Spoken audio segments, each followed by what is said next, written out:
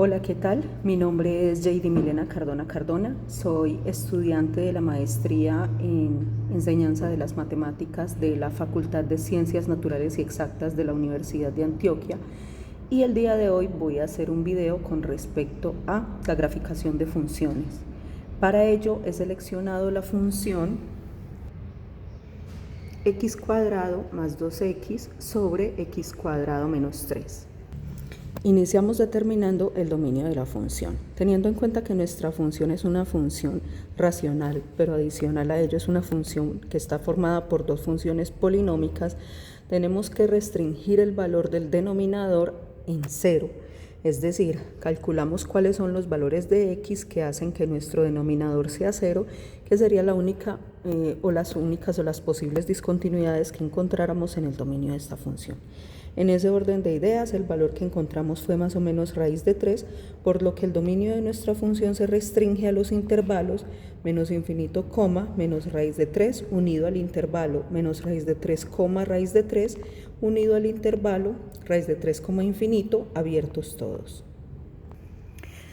Para evaluar las discontinuidades como nuestro segundo aspecto, tomamos los puntos de discontinuidad de la función, que son x1 igual a menos raíz de 3 y x2 igual a raíz de 3. Vamos a evaluar entonces si estas discontinuidades son removibles o esenciales. Para ello, tomamos la función y factorizamos. Al factorizar la función nos damos cuenta de que no es posible cancelar ningún término del numerador con alguno del denominador, por lo tanto concluimos que esta función no tiene discontinuidades removibles. Para verificar las discontinuidades esenciales, entonces hallamos los límites a los que tiende la función en el punto de discontinuidad, que en este caso es menos raíz de 3 y raíz de 3. En menos raíz de 3, cuando nos acercamos por izquierda, encontramos que el valor del límite es menos infinito, y cuando nos acercamos por derecha, encontramos que el valor del límite es más infinito. Lo mismo sucede cuando calculamos el límite de la función cuando x tiende a raíz de 3. Por izquierda el valor del límite tiende a menos infinito y por derecha el valor del límite tiende a más infinito. Esto implica que las discontinuidades de esta función son esenciales o de valor infinito. Para calcular los interceptos con los ejes coordenados, entonces tomamos primero la función y la igualamos a 0 y determinamos el valor de x en esta función. En este ejercicio encontramos dos valores para x. Eso implica dos interceptos con el eje x, en x igual a 0 y en x igual a menos 2. Para determinar los interceptos con el eje y, hacemos todos los valores de la función, todos los valores de x en la función igual a 0. Es decir, al realizarlo encontramos que nos da 0 sobre 3, que esto es igual a 0, lo que nos implica un intercepto con el eje y en y igual a 0. Para determinar las asíntotas de la función, es decir, las rectas que de una u otra forma determinan la forma de la función, valga la redundancia, calculamos entonces si tiene asíntotas verticales, horizontales u oblicuas. En este caso, para el cálculo de las asíntotas verticales, que son las que ocurren cuando los valores de x en el denominador se anulan o la función no está definida, encontramos que son dos valores, en x igual a menos raíz de 3 y en x igual a raíz de 3. Eso significa que en estos dos puntos del eje x pasan asíntotas verticales.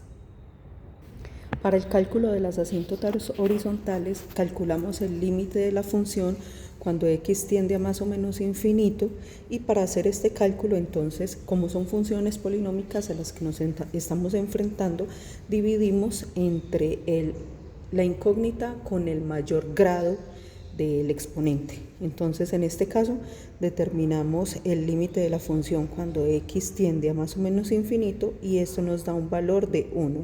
Eso implica que la función tiene una asíntota horizontal en y igual a 1. Finalmente, en cuestión de asíntotas, verificamos que la función no tiene asíntotas oblicuas, ya que el numerador y el denominador tienen el mismo grado en la incógnita, en la variable, por lo tanto no hay una forma de realizar un cociente que sea diferente de 1, entonces no encontramos asíntotas oblicuas. Analizamos ahora los intervalos de crecimiento y decrecimiento de la función. Para analizar estos intervalos tenemos que hallar la primera derivada. La primera derivada, después de los cálculos, es menos 2x cuadrado menos 6x menos 6 sobre x cuadrado menos 3 elevado al cuadrado. Al hacer el análisis, esta derivada es diferente de 0, pero se restringe, es decir, el numerador es mayor que 0, el numerador es menor que 0 para todo x y el denominador es mayor que 0 cuando x es diferente de más o menos raíz de 3. Esto implica que al hacer el cociente en los 3 intervalos del dominio, la función es decreciente, puesto que la derivada es menor para todo x en su dominio diferente a más o menos raíz de 3. Finalmente, vamos a calcular los intervalos de concavidad y los posibles puntos de inflexión. Para ello, tenemos que derivar la función una segunda vez, es decir, hallar la segunda derivada de la función. En este caso, entonces, encontramos nuestra función original, x cuadrado más 2x sobre x cuadrado menos 3, la primera derivada que es menos 2x cuadrado menos 6x menos 6 sobre x cuadrado menos 3 elevado al cuadrado, y la segunda derivada que es 4x al cubo más 18x cuadrado más 36x más 18 sobre x cuadrado menos 3 al cubo. Ahora vamos a analizar la segunda derivada para poder determinar los puntos de inflexión, que son los que ocurren cuando ésta se hace 0 o cuando ésta no existe.